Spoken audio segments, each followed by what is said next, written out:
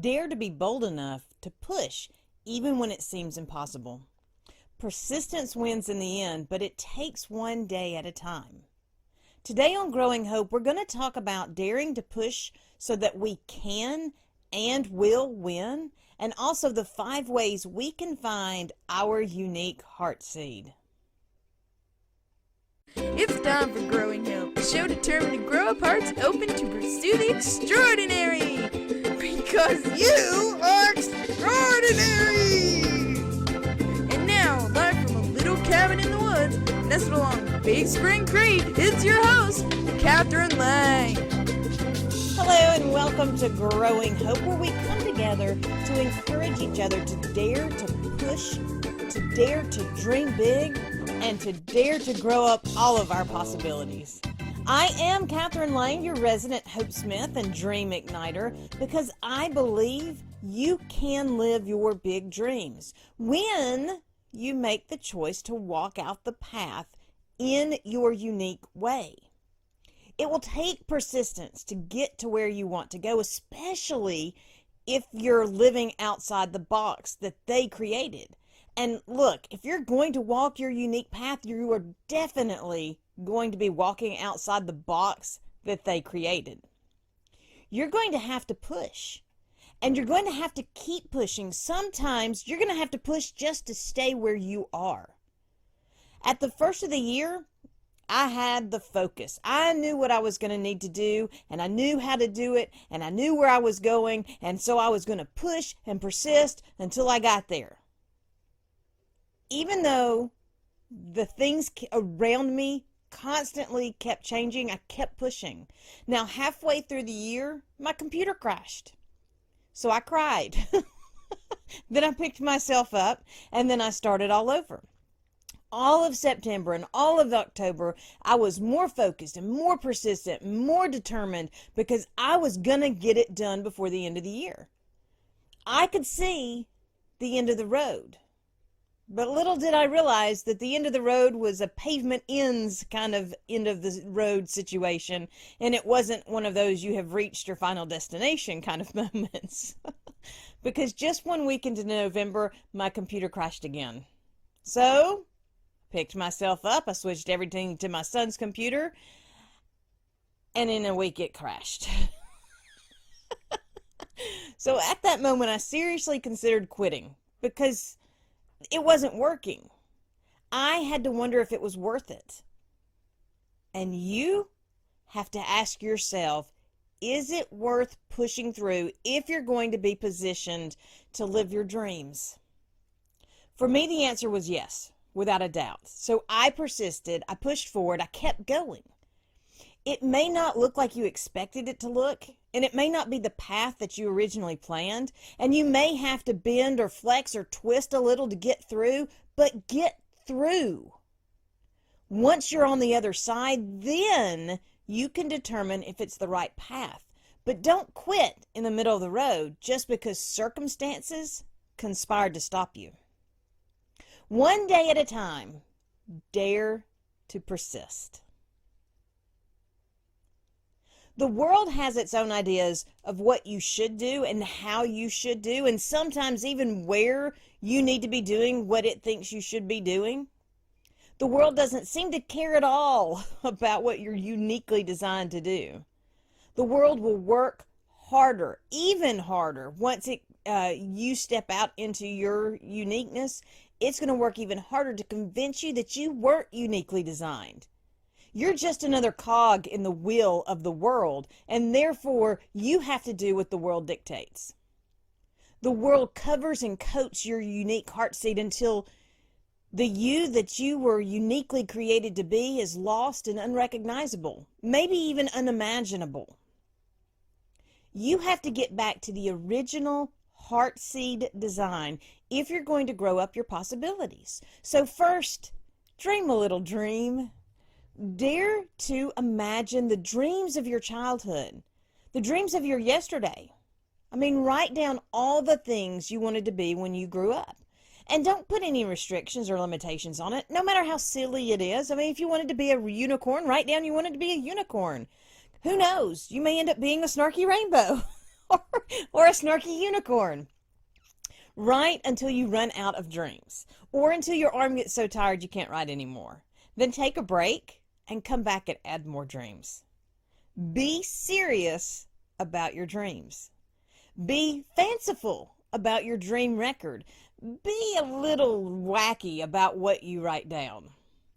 The dream may not hold all the answers, but it will provide a glimpse beyond the current limits the world has tried to lock into place for your life. Second, capture the joy. What did you enjoy doing before someone told you you couldn't do it? What did you enjoy pursuing before someone demanded you get a real job and quit playing around?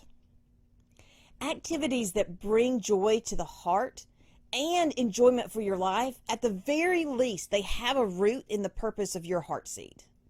My son is a natural-born entertainer, and by that I mean even when he was a toddler, he understood the power of entertaining others. At 3, he stepped up onto the hearth of our fireplace. He cleared his throat, sang a song, took a bow, and walked away, unprompted. He hadn't seen anybody else do anything like that. It was just a natural instinct for him. I don't know how that will play out in his life, but I remember it and I ponder it. I know it's a root element of his Heartseed. What are your roots? Third, make a list of all the things, the events, activities, opportunities that just set your heart to thumping and your face to beaming. Include those moments or those topics that have add a positive thrill to you, so much so that you have to share those moments with others. As you're writing down all of these whats, include the whys behind the excitement, the emotions. Why do they bring you such joy or encouragement? Yesterday, I spent almost an hour on the phone with a representative from the Spectrum Charter location. I was attempting to add TV to our service contract. Through no fault of this poor guy's own, the computer kept giving him an error. And it was his computer, it wasn't mine, so I can't be held responsible. I mean, I can, but I'm not going to take responsibility. But the call was long. It was longer than probably any call he had all day. But I enjoyed the conversation. The thing I remember most is laughing and chatting with him. He's lucky I didn't ask him what he wanted to be when he grows up, because that was usually the thing that I end up asking people when we're stuck in a situation where we have to talk. Don't get stuck with me on an elevator.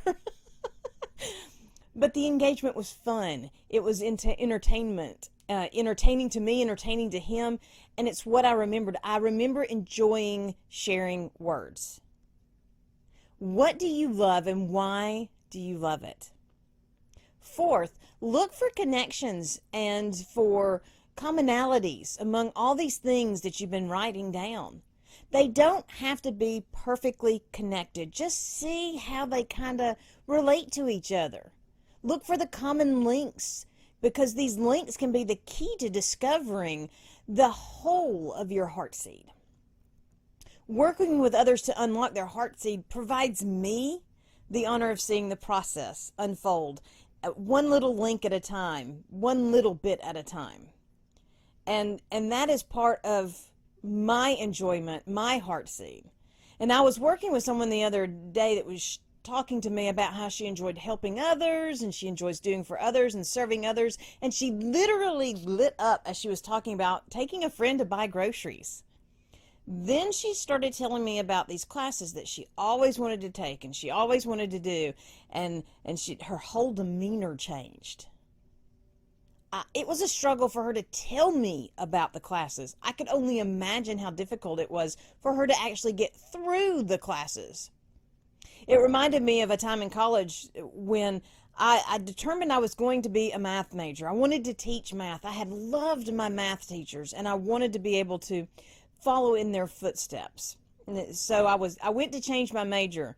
I mean, I had changed it from engineering to communications to geology, because I changed to geology because we didn't have meteorology.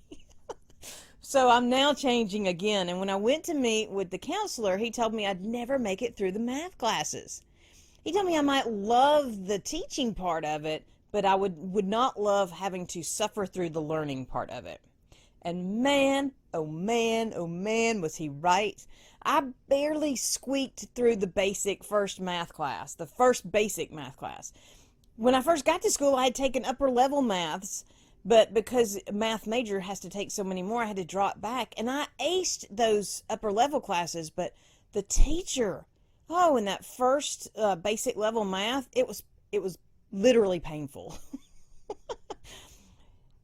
It wasn't the math so much as the helping others that was my focus and my intent. And when I looked at that, I began to shift what I was going to do and how I was going to do it. So what are the common areas in your dreams and in your enthusiasm? And finally, dare to think beyond the limits. The full-grown heartseed will rarely look like what you see before you right now. So imposing the limits of right now on what might be, it's going to hinder your ability for your heartseed to truly flourish. You have to dare to expose all the possibilities, no matter how crazy they may seem to you or to others. If thinking about the possibility brings joy to your heart or brings a smile to your face, that alone makes it worth the investment of thinking about it. My sons were getting rowdy one day, and as was my prerogative, I told them to go outside. What can we do? Was their usual complaint. I mean, we only live next to a creek in the woods on 40 acres. I mean, it's not like there's any kind of adventure waiting out there just to be uncovered. But I told them to go dig a hole. Because, I was being the ever supportive mother. So later on, they came to me and they asked if they could dig a tunnel from the shed all the way to the creek. Absolutely, I told them. I'm without a doubt, without hesitation. Yes, go dig a tunnel. Because one, I wanted them to dare to dream big. And two, I wanted them to work together to see if they could bring something more to life. If you never dare, then you never will. It is that simple. When you dare more than you thought possible when you first started out, then you will achieve more than you thought possible. In part because you're going to shift your beliefs of what is possible, but mostly because you remove the limits or the restrictions that are holding other people back. You are designed on purpose and for a purpose, and that purpose will never make sense when you take the world and overlay it to the possibilities. If you're going to uncover your heartseed and truly live out all your possibilities, then you have to see not with the world view, but with that heartseed view, with a heart view. So dream a little dream, capture the joy, be too excited to sleep, connect the dots, and dare no limit dreaming and living. Discover the nature of your heartseed, and you'll not only thrive in this world, but you'll find that your unique way will affect change in the world. You will need to believe in your abilities and your possibilities so much that you dare to be bold enough to push even when it seems impossible, because the world will do all that the world can do to make it seem impossible. Sometimes you're going to do all you can do to make it feel impossible. Big dreams are never done before type moments. No one has ever accomplished your big dream, not in your way. And because of that, the challenge is even more difficult because you can't see if you're almost there. It's like walking through a dark cave or driving through a dark tunnel. You don't know you're almost through until you're close enough to see the end. And if you are the first one to make the journey, then there is just no way to compare your journey to where you've been. You can't look behind you, it's dark. You can't look in front of you, it's dark. You can't see. And since your heartseed is unique to you, that's how your journey is going to be. You're not going to be able to see the behind you or in front of you. You're just going to have to keep stepping. So today's challenge is all about believing enough to dare. 1. Write down what you can do. 2. Write down what you did do. 3. Focus on these and these alone. By keeping the focus on the accomplishments and possibilities, you steal the power from the negatives and the darkness that's trying to convince you the end will never arrive. Thank you so much for joining me for today's Growing Hope, where we're defining our place in purpose and the how of getting there. I love sharing with you, and I look forward to each day you sharing your journey with me. How are you pursuing your place in purpose? What is the big dream that is stirring your heart? If you've missed any of the episodes, be sure to catch up over at growinghoperadio.com, where you can watch, listen, and engage, and of course connect with me with any questions that you have. If you're looking for some focus to help you get ready for the next step, be sure to join me over at the Kathryn C. Lang Facebook page. That's where I'm sharing nightly tips on crafting your whiteboard of world domination.